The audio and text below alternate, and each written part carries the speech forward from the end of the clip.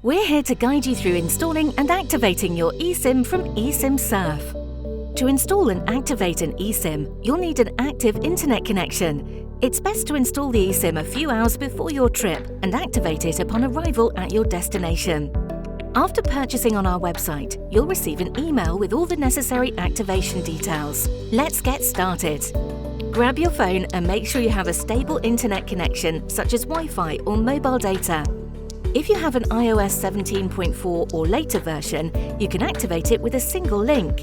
To find the iOS version, go to Settings, tap on General, and then tap About.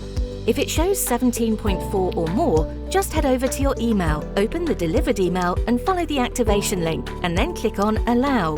If that was successful, you can skip to the Label Your eSIM part of the video. If your iOS version is lower, your device does not support iOS eSIM universal links yet, so you'll have to do the following. Go to Settings and then Mobile Service or Cellular depending on your device language. Tap on Add eSIM and then Use QR code. Here you have two options. To install a QR code, you either have to print the QR code on paper or have it open on another device.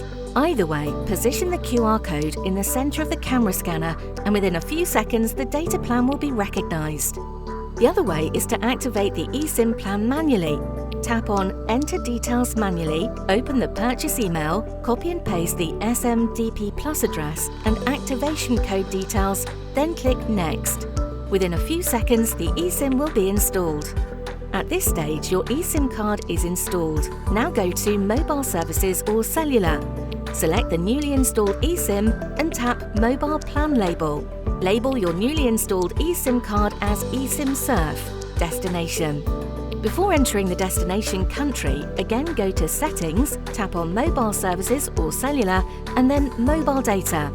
Now select EsimSurf's Travel eSIM as the default mobile data option.